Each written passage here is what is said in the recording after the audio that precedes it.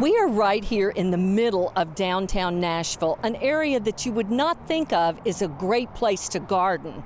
But I've got my friend Latha Gokhale, and you are the manager of Farm in the City Community Garden. Thank you for joining us. Thank you, Tammy, for being out here today. We're in hot sun, close to the interstate, and yet you've got beautiful things growing in this garden. Talk to us about the variety of things you've got going on. Yeah, we are in the middle of the city, and what better place to garden is what I say. I always envisioned any open space as a place that can grow plants. What we have here is pretty much anything that will grow in the temperatures that we have here in Middle Tennessee, and we try to actually grow year-round. This area of flowers that we've got right in front of us, you said that all of that is reseeds. Right. I do love to let the plants go to seed, just because the plants know where their seeds are going, and the seeds tend to do remarkably well wherever they get transplanted. One of the biggest challenges with urban gardening is your soil quality. So what we were really fortunate, well, some people may see it as a challenge to start off with no soil. We saw it as a great opportunity to actually build up soil. And there are lots of ways to build soil up, and this garden has been a testament to what you can do and how fast you can build really good quality soil. It's easiest to just start with raised beds, you get your instant soil. But now that we have the beds in place, we're also looking outside the boxes and thinking of how we can grow soil. And we do that with plant material, organic material, all from the garden. And we've imported a lot of wood chips from around town. There are lots of trees, as you know, that keep coming down in Nashville. So we have a lot of different ways to get those trees, the wood chips, and even leaves into the garden beds. Most of these beds have been created over many, many years with multiple layers of leaves or tree wood chips. Luckily, we have pretty much every one of these garden beds that you see behind you is accounted for by a gardener who's volunteered to take it on for a year at least as far as their contract, and then if they want to, they can be there longer. We've had some gardeners here who've been here the whole 11 years since this garden has started. So we have them, and everyone kind of figures out what needs to be done either in their own boxes or outside their boxes. So it's a group effort. And you'll be amazed, one of the things that's always interesting to observe here is just how much people can grow in one little box. So that just gives you an idea of how much you can grow in any spot.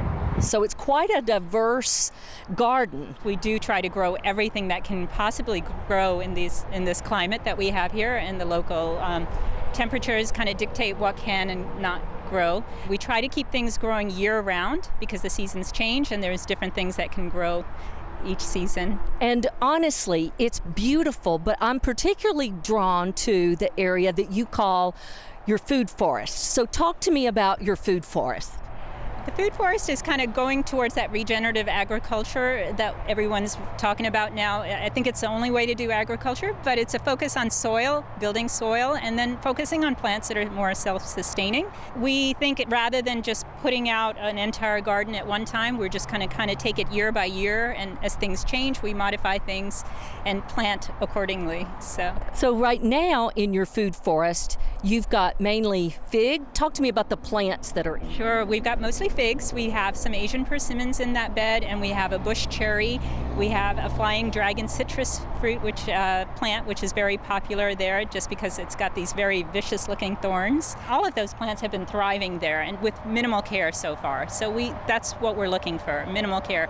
Because as you know, with gardening, it is a very labor-intensive process, and anything we can do to kind of help the plants do their thing is what we can hope to accomplish.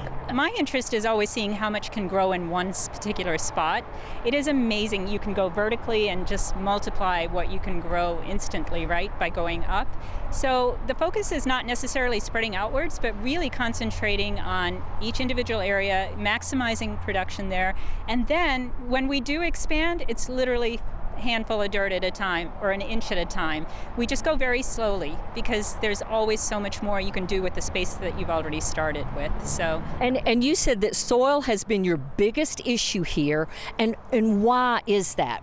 What was the layout of this area before it was a garden? In urban gardens in general, soil is an issue just because of contaminants. We have, unfortunately, plastics in our soil. We have arsenic. We have lead. In this case, actually, we started off with no soil, which was worked out to our advantage, because then we can just build the soil as we go along. And we literally focus, a good day here is building a little soil every day, collecting seeds, and planting. It's a whole spectrum of everything. And I always try to tell the gardeners the big focus should always just be observing. We're observers mostly.